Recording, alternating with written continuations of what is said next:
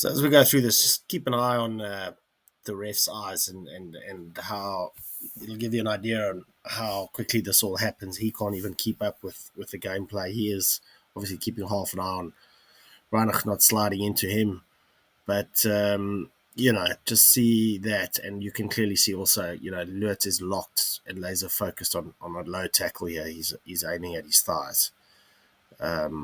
Pretty clear that that's what he's trying to do. And then Ramos potentially is looking like he's going to break this tackle. And at one point, one leg does break free, and Lood is still aimed, pretty low. He's fully committed to a downward trajectory, and in fact, at times both his feet are off the ground as he's coming into this, as he gets his body down, and he's clearly focused on hitting low.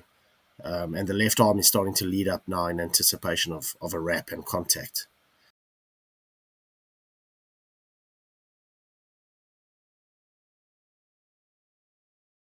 When we look at this, you can see Ramos now in anticipation of contact moving to block with his left arm, which makes contact with Lood's left arm, and that's what stops the wrap actually.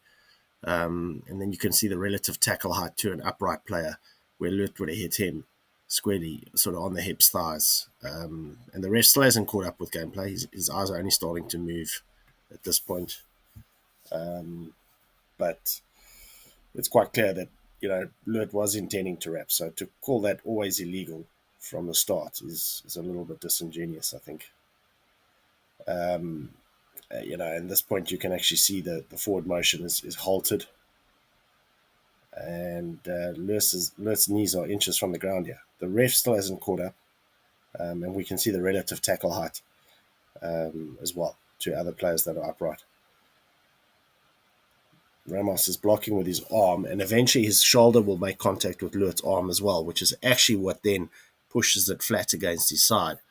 And at that point, the contact that we see is what the refs are saying, that the tackle was always illegal. So you see there the yellow line with his arm against that. But in the next subsequent frames, it's quite clear that he continues to try and wrap after contact, and his arm's broken free of Ramos and that inertia created by Ramos' shoulder and arm.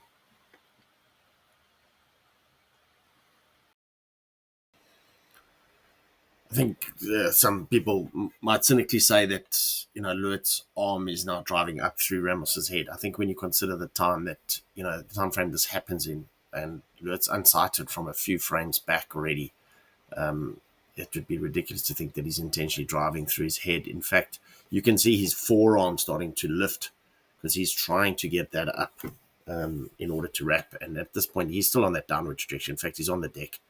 In Top Gun, that would be, below the hard deck, as they say. And he, so he's on his knees as well now at this point. There's not much more he could have done.